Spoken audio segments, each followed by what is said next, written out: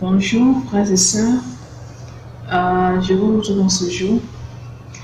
Aujourd'hui, j'aimerais vous parler de quelque chose de récurrent et aussi qu'on vit presque tous les jours, le stress. Mais d'abord, avant de parler de stress, j'aimerais commencer juste par une petite lecture biblique dans le livre de Matthieu 6, verset 34. Il est écrit dans la Bible que ne vous inquiétez donc pas du lendemain, car le lendemain aura soin de lui-même. À chaque jour suffit sa paix. Nous rendons grâce à Dieu pour ce beau test. En ce jour-là, je peux définir le stress déjà par le fait des réactions, par une réaction que l'organisme a face à la pression externe. La pression externe, je précise, la pression externe, ça peut être des gens qui te mettent la pression soit au travail, ou bien à la famille, ou bien une pression interne, des défis que tu dois relever aussi, qui te font que tu as le stress de pouvoir bien faire, tu es un peu paniqué. Sinon, dans l'ensemble, le stress c'est défini comme un ensemble de réponses que l'organisme fournit face à une situation qui nous contraint à nous adapter. Aussi, on peut dire aussi que le stress aussi, ce sont des réactions de l'organisme tant émotionnelles que physiques face à une situation particulière ou à des facteurs de stress, des facteurs stresseurs, des facteurs de stress naturels comme créés par l'homme. Donc, il y a plusieurs types de stress. Moi, je connais deux types de stress vraiment. Il y a le stress qui peut se faire sur le champ, on peut dire stress passager, tout ça. Et il y a le stress chronique, là, il intervient comme une maladie. Au niveau du stress, nous avons différents types de stress. Il peut y avoir le stress du travail, le stress de la maison familiale, le stress face à une situation qu'on vit, de chômage, ou bien si on veut se marier, le stress qu'elle a. Mais aujourd'hui, je mettrai un peu plus l'accent sur le stress au travail. Bon, moi, professionnellement, je suis une secrétaire. Nous sommes beaucoup plus exposés, une secrétaire au stress, parce que déjà, si le patron vient qui n'est pas de bonne humeur, et déjà, tous avec qui tu travailles, qui veulent tous un résultat en même temps. Tu es là au travail, on te dit, bon, fais ceci, fais cela, tu fais A, tu fais B, tu fais C en même temps. Tout est là, déversé sur toi, là, devant, et tout le monde veut un résultat à l'instant T. Soit le patron t'appelle pour dire, bon, fais tel courrier, au moins tu veux commencer le courrier, tu dis, bon, ok, on va me faire telle photocopie, bon, tu reviens, tu dis, bon, écoute, on va faire comment telle réunion, tout ça, et tu es là, tu es submergé, tu ne sais plus quoi faire. Donc, moi, ma stratégie est ça. Je me calme, j'écoute tout ce qu'on me demande, je prends note, et maintenant, j'analyse la priorité. Puisqu'à l'impossible, nul n'est tenu. Donc, je fais de mon mieux, j'analyse la priorité et la parole de Dieu qui dit que à chaque jour suffit sa peine. Donc, je ne me fatigue pas trop le ménage. Je regarde ce qui est prioritaire et je fais ce qui est prioritaire.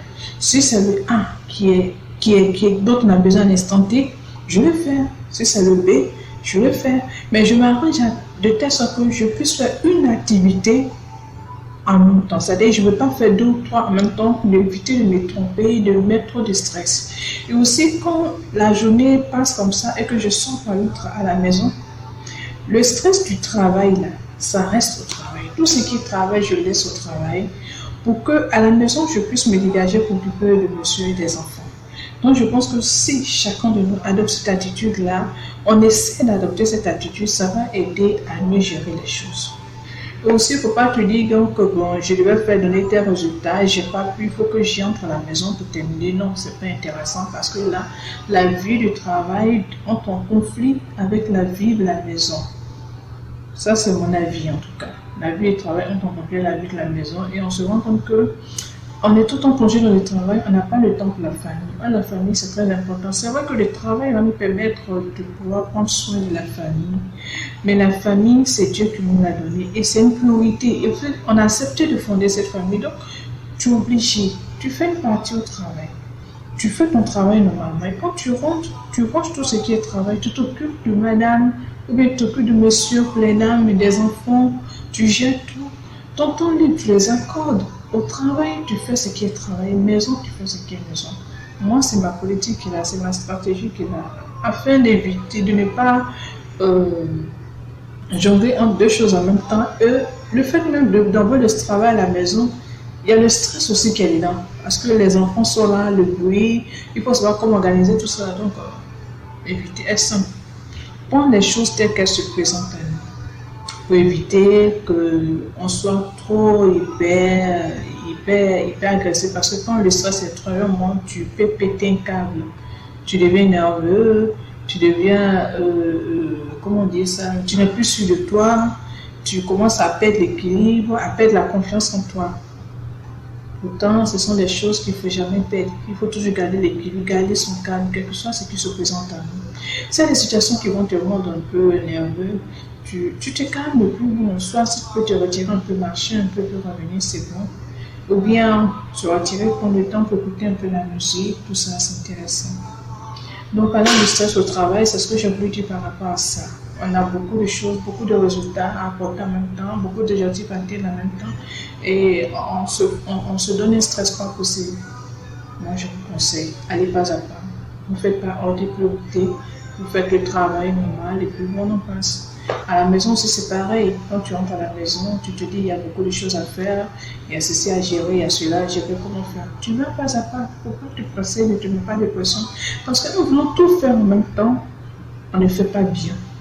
Et on devient nerveuse, on n'arrive pas à s'organiser. Il faut toujours s'organiser, avoir un emploi du temps. Pour dire aujourd'hui, bon, je dois faire ceci, je dois faire cela, et vérifier que telle chose est faite, tout ça, il faut que je vérifie beaucoup de choses. Bon, je fais par ordre de priorité. Quand j'arrive, ce que je dois faire, je fais par ordre de priorité. Je sais que quand j'arrive déjà, il faut vérifier que les enfants ont mangé, que la nourriture est... Bon, vérifier d'abord que la nourriture est prête, que les enfants ont mangé, ils sont déjà lavés. Il faut vérifier aussi qu'ils ont étudié quand c'est temps de rentrer. Il faut vérifier qu'ils n'ont pas eu de bobo, tout ça là. Maintenant aussi, penser à gérer aussi le programme de la maison, vérifier que tout est bien nettoyé. Tu peux vérifier, par exemple, aujourd'hui tu te dis, bon, j'ai prévu que le frigo soit nettoyé. Tu regardes si c'est nettoyé. Et le lendemain, ce soit les toilettes, ce soit ceci, cela, mais on ne fait pas tout en même temps pour éviter le stress. Parce que le stress, il conduit à beaucoup de maladies. Il y a le sein, il y a l'hypertension, il y a la dépression, tout ça là. Donc, il faut éviter d'être en stress permanent. Il faut éviter d'être en stress permanent. Si tu penses que te retirer un peu va t'aider à canaliser les choses, il faut le faire. Mais on ne peut pas faire plus que ce qu'on ne peut. On ne peut pas faire plus que ce qu'on ne peut. À chaque jour suffit sa paix. Tu vas vouloir beau faire, si ton organisme ne peut faire que 10 km, tu feras que tu parcourras les 10 km, tu ne pourras pas ajouter plus. On voulait essayer de faire les 11 km. Là, en ce moment, tu commences à dépasser tes limites et il peut avoir des conséquences irréversibles. Donc, c'est ma logique aujourd'hui. Je veux parler du stress. Et la dernière fois, il y a un patient qui était venu, un parent de patient qui me demandait comment faire pour éviter le stress. Surtout quand tu sais que ton papa est tombé malade, tu dois te débrouiller à tout moment pour trouver les moyens pour les soigner. Pour le déplacement, c'est compliqué, tout ça, ça stresse que quand il a le rendez-vous à l'hôpital, tu dois venir, il est hyper stressé. Alors moi, je lui ai dit, c'est simple. Ce que tu peux faire, tu le fais. Si tu dois venir à l'hôpital, par exemple, si ton rendez-vous est pour 10 heures, et que tu sais que c'est difficile de déplacer ton parent, déjà à 7 heures, tu commences à t'apprêter. S'il faut chercher un taxi, si tu n'es pas venu, tu dois chercher un taxi, voir comment faire pour les déplacer. On organise tout ça là un peu tôt. Comme ça, jusqu'à au plus tard, à 8h, 8h30, vous êtes sur la route. Vous êtes déjà en route pour venir à l'hôpital, arriver sur l'heure de rendez-vous. Il a le temps aussi de se reposer un peu avant que le médecin ne vous reçoive.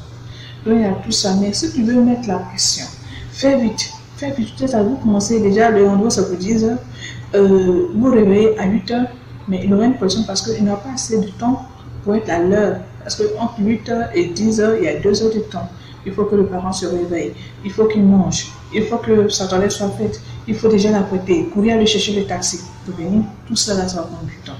Donc, mieux vous te lever un peu tôt pour organiser ton travail. Aussi, il ne faut pas te dire que forcément, je veux qu'il guérisse. Tout le monde souhaite que son parent guérisse, mais il faut te dire que la volonté de Dieu se réalise. La Bible dit à chaque jour suffit sa peine. Dieu sait ce dont on a besoin et on peut toujours nous donner. Donc aujourd'hui, je vais m'arrêter sur le stress, travail, santé. Prochainement, je vais débattre, je vais faire une autre vidéo parlant du stress chronique, comment faire pour s'en sortir. Donc, je vous invite vraiment à être relax dans la vie, à ne pas trop stresser, à prendre les choses telles qu'elles se présentent. Souvent, la situation fait de telle sorte que tu te dis comment faire pour s'en sortir, tu n'arrives pas à dormir, tout cela. Je vais vous parler de la prochaine vidéo, donc je vous conseillerais plutôt d'être relax, prendre les choses telles qu'elles se présentent, vivre sa vie au jour le jour. À chaque jour suffit sa peine. Laisser le lendemain se soucier de lui-même, dire Dieu dans sa parole. Donc, moi je pense qu'il faut faire confiance en Dieu. Il faut faire confiance en Dieu, faire appel à sa sagesse et laisser Dieu gouverner les choses, diriger les choses de nos vies. Donc, sur ce, je vous dis merci.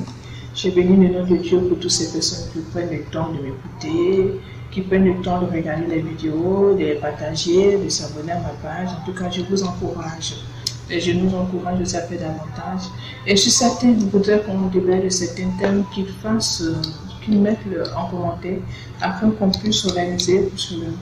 Que Dieu vous bénisse et veille sur vous. Et on se dit à la prochaine vidéo. N'oubliez pas de vous abonner, de liker, de partager. Surtout, abonnez-vous. Merci et bye.